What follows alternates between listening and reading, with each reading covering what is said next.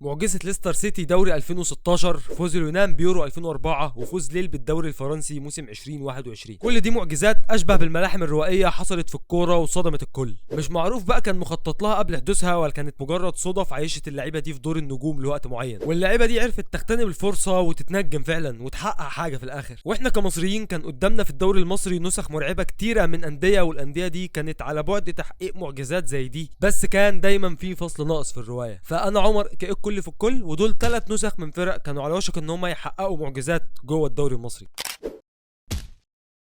القصة بتبدأ من اسكندرية وتحديدا مع نادي حرس الحدود.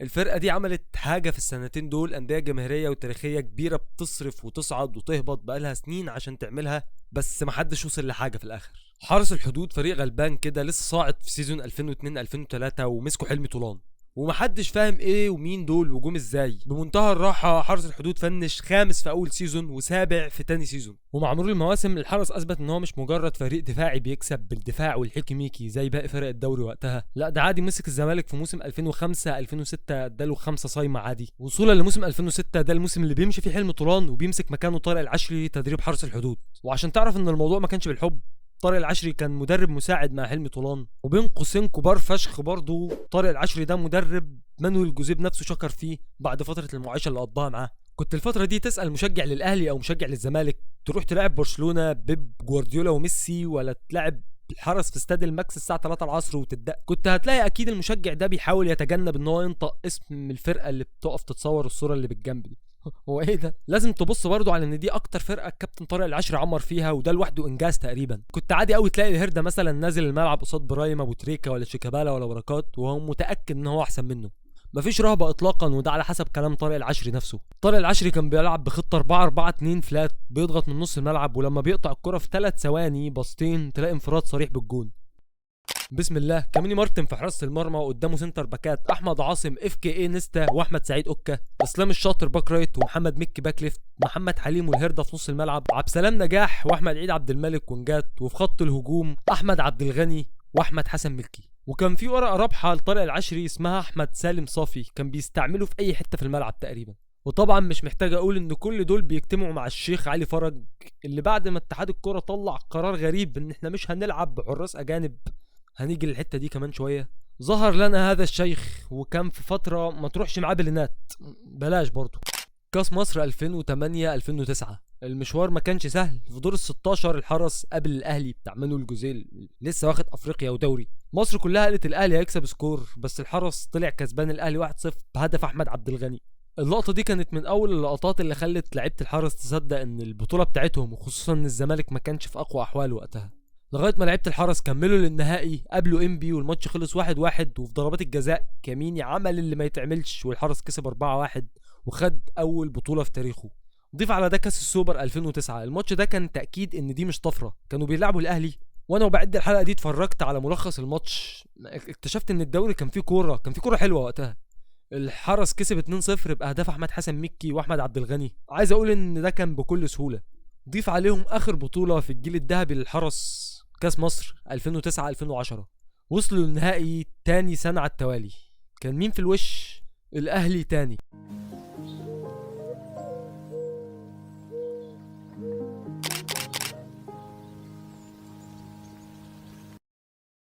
الماتش راح ضربات جزاء والحرس بيكسب 5-4 وبياخد تاني كاس ليه، وعلى حساب الاهلي تاني. والماتش ده بالاخص كان حجر الاساس لقرار اتحاد الكوره بمنع الحراس الاجانب. خلاص مفيش حراس اجانب، الجاي كله علي فرج ومحمود العقباوي وعماد السيد. الحرس نجح في ان هو يحقق ده وهو نادي هيئه عادي، يعني لا نادي شركات معاه فلوس طائله يجيب لعيبه سوبر، ولا نادي جماهيري عنده جمهور يسنده ويخليه مكمل حتى في وقت الازمات. بس للاسف الحلو ما بيكملش. ازاي فرقه تقيله زي دي وقعت في الاخر؟ الدوامه المعتاده بتاعت الكره المصريه، فلوس الانديه الكبيره زي الاهلي والزمالك بدات تطلع وبداوا يخطفوا النجوم، والميزانيه بتاعت النادي ما قدرتش تعوض النجوم دي بلعيبه في نفس المستوى. ولما طارق العشري ساب الفرقه الروح والسيستم وقعوا، ورجع الفريق خطوه بخطوه لورا لغايه ما هبط من كام موسم.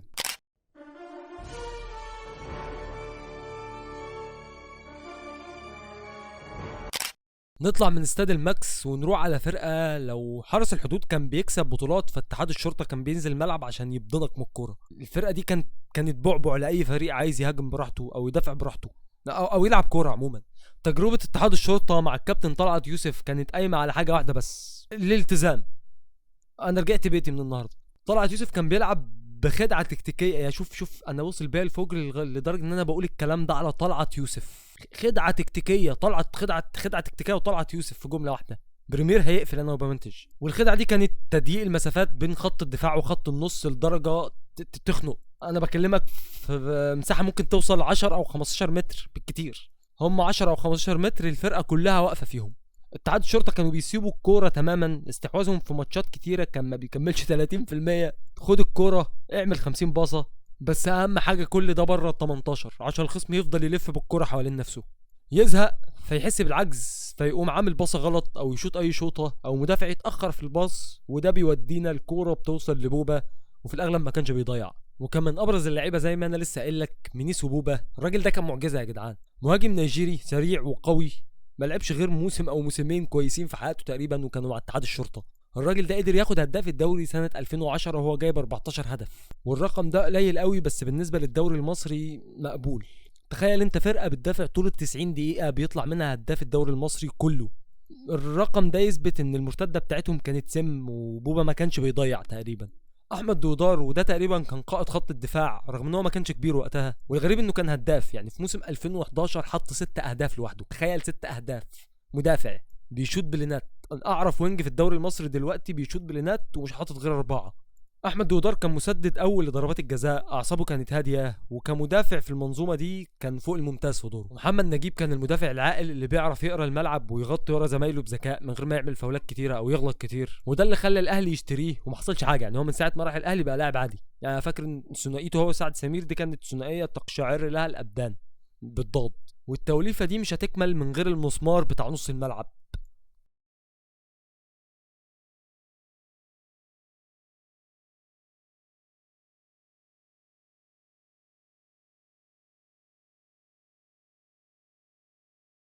شغلته في الملعب ان هو كان كلاف يا حفرتي عتال.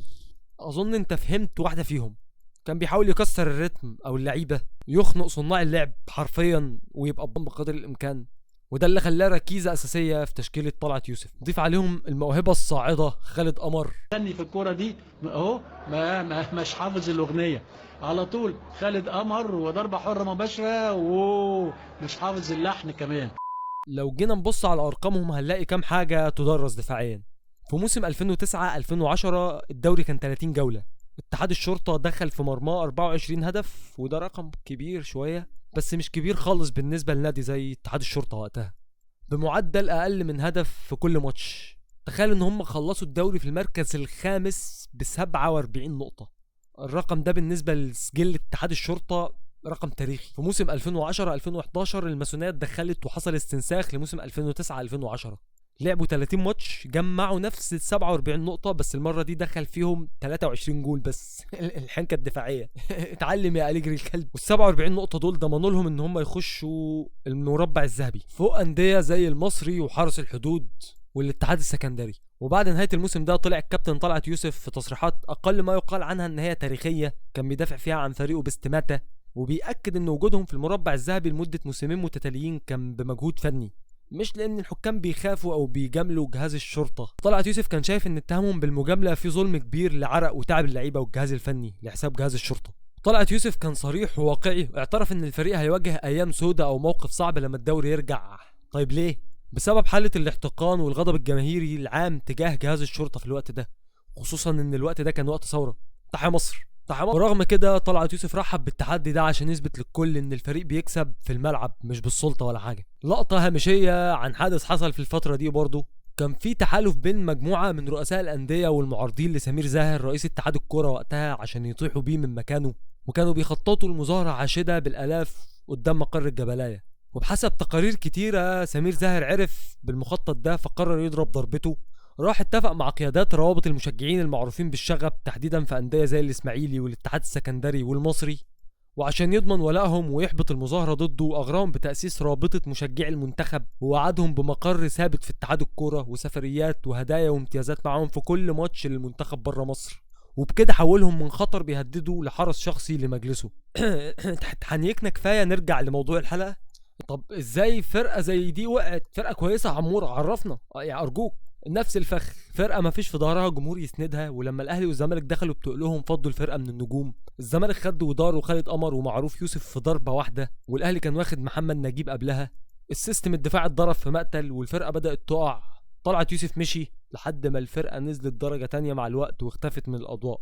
مش عارف دلوقتي بيلعبوا درجة رابعة باين ولا. وبينضم الاتحاد للحرس كويستد بوتنشال لفرقة كاملة من غير ما تحقق أي حاجة تذكر أو معجزة أو دوري أو بطولة أفريقية. يعني من سنداوي. ننسى بقى الدفاع والتقفيل بتاع اتحاد الشرطة والضغط العالي بتاع حرس الحدود ونخش على المتعة البيور بقى. تقولش أول بق بتاخده من وش كوباية القهوة اللي بتشربها الصبح. مصر المقاصة في السنتين دول كانوا بيلعبوا كورة لا تمت للدوري المصري بصلة. وحالة مصر المقاصة الفترة دي كانت مبنية على فكر ثوري جابه الراحل كابتن إيهاب جلال ربنا يرحمه. أهم حاجة كانت عنده إن اللعب يبدأ من على الأرض والهجمات تتنفذ زي ما هو قايل. وده كلام قاله محمود عبد العاطي دونجا في مقابلة ليه بعد نهاية أحسن موسم لمصر المقاصة في تاريخهم. والتكتيك ده خلق حالة من اللامركزية، خلى لعيب الخصوم مش عارفين يمسكوا مين ولا مين. تلاقي حسين الشحات ضم مهاجم تاني، أحمد سامي بقى وينج، وأحمد الشيخ نزل نص ملعب، ومحمود وحيد رجع يلعب روم على شدات مع أحمد مسعود. وعلى ذكر أحمد الشيخ، في موسم 2016-2017 قدم أحسن موسم في حياته، وتكاد تكون أحسن نسخة لاعب مصري بره الأهلي والزمالك يعني شافتها. خد هداف الدوري ب 17 هدف وهو بيلعب وينج مش سترايكر، وده ما كانش عادي ولا بيحصل كتير قبلها. شماله ما كانتش بتجلي، اي كوره جسمه معدول على الجون في نص الحارس بيروح يجيبها من الشبكه، واي فاول على حدود ال 18 كان بنسبه كبيره الحارس بيروح يجيبها من الشبكه برضه. ولا نانا بوكو وجون انطوي المهاجمين الافارقه بتوع الفرقه، الاداره اتعاملت احسن تعامل مع نانا بوكو بعد ما كان حاطط 9 اهداف في نص موسم وجاله عرض بفلوس كتيره فشخ من الزمالك. مش عارف كان مرتضى بيجيب الفلوس دي منين. مشوه وجابوا جون انطوي اعاره في يناير، نزل كمل الموسم وحط 11 هدف في النص الثاني من الموسم، وده كان رقم كتير قوي بالنسبه لنص موسم. حسين الشحات اللي كان وقتها بيلعب باك يمين، بس الكابتن ايهاب جلال الله يرحمه ما كانش بيقيده بالمركز ده، كان دايما طاير لقدام بيخش جوه ال 18 بيصنع وبيحط اهداف كتير، وده اللي خلاه بعدها ينفجر ويبقى اغلى صفقه انتقال للاعب من جوه الدوري المصري. ابراهيم احمد سامي ولقطه الجوينت الاسود، احمد عبد العزيز مودي، هاني سعيد، صلاح ريكو، إيريك تراوري، باول مفوافي. الفريق ده كان فيه كمية لعيبة كانوا كويسين في المقصة، وبعد ما راحوا أندية بره المقصة سواء جماهيرية أو لأ ما قدموش أي حاجة تذكر. وكلمة السر كانت عند الكابتن إيهاب جلال ربنا يرحمه. من أهم إنجازات الفريق ده هو وصافة الدوري المصري موسم 2016-2017. المقصة أنهى الدوري في المركز الثاني ب 47 نقطة. أنت متخيل الرقم؟ 47 نقطة دي كانت كفيلة تجيب الدوري مستريح في مواسم تانية. تفوقوا على الزمالك وخدوا مكانه في دوري ابطال افريقيا. كانوا اقوى خط هجوم، 65 هدف في 34 ماتش. ونسيت اقول لك ان الاهلي اشترى احمد الشيخ من المقصه موسم 15-16، بس احمد الشيخ راح اتحبس على الدكه عشان ما كانش ليه مكان يلعب. الموسم اللي بعده على طول احمد الشيخ راح معار لمصر المقصه على امل ان هو يستعيد بريقه، وفعلا راح حقق الوصافه وخد هداف الدوري. رجع الاهلي خد فرصه ما عملش حاجه برضه. ومش احمد الشيخ لوحده اللي كان في المقصه وبيحاول يعمل حاجه، او كان في المقصه وطلع لفريق كبير بعدها. في لعيبه كتير عملوا الموضوع ده وبينوا لنا ان تحقيق المقصه للمركز الثاني ما كانش صدفه اطلاقا. موسم 10-11 ايمن حفني راح اعاره لطلائع الجيش، بعد كده الزمالك اشتراه. 12-13 اوسو كونان راح الاهلي وحماده طلبه راح الزمالك. 14-15 حسين السيد راح الاهلي. 16-17 ميدو جابر راح الاهلي، ونانا بوكو راح الزمالك، وحسني فتحي راح الزمالك، وعمرو بركات راح ليرس البلجيكي وبعد كده راح الاهلي، ومحمود مسعد للزمالك، ودونجا للزمالك، ومحمد ابو المجد للاسماعيلي. تخيل بقى لو كل اللعيبه دول كانوا فضلوا في المقصه لغايه موسم 16-17 وحققوا الوصافه او خدوا الدوري، هل كان ممكن يروحوا الحاجه في دوري الابطال الموسم اللي بعده؟ لا مفيش فصل لدوري الابطال ولا حاجه، ما اقلب ده مش فيديو، انا قاعد بس. مصر المقصه طلع من الدور التمهيدي بعد ما لاعب جنراسيون فوت في مصر، الماتش خلص 0-0، وماتش العوده كان في السنغال، المقصه اترقع 2-0 وطلع من الدور التمهيدي. طب كان على ايه من الاول؟ كان على ايه تعب؟ وكان على ايه التعب والله ووجع القلب يا ايه النهايه؟ يا ترى يبقى ايه نهايه الجيل ده؟ نهايه الجيل ده كانت ايه؟ نفس الضريبه اللي بتدفع. الاهلي دخل اشترى احمد الشيخ وميدو جابر وهشام محمد، رمانه الميزان، المسمار الشاكوش والمنجل. الزمالك اشترى دونجا وداوودة، قام الاساس اتفرغ، ولما الشركه الراعيه واجهت ازمات ماديه بداوا يتاخروا في الفلوس. ايهاب جلال قال لهم سكه السلامه، وانتهت معاه احلى سيمفونيه كرويه في تاريخ الدوري المصري، والمقصه نزل تدريجيا لحد ما هبط. هيفضل موسم 16 17 بتاع المقصه ده محفور في الاذهان وصعب يتنسي. هتفضل نسخة حرس الحدود صعب يجي زيها، ونسخة اتحاد الشرطة نسخة بنت 60. الواحد مفتقد لتجارب زي دي في نسخة الدوري المصري الحالية بكمية أندية الشركات الموجودة فيه دي. وإيه بس كده هتتقفل الرواية وناقصها فصل أخير، وهو فصل التتويج أو البطولة أو تحقيق أي حاجة تذكر يا شوية أندية عرر. لو في أندية تانية قدمت نسخ مرعبة جوه الدوري المصري ما تنساش تكتبها لي في الكومنتات، وما تنساش تقول لي رأيك. أتمنى الفيديو يكون عجبك، وبس. سلام.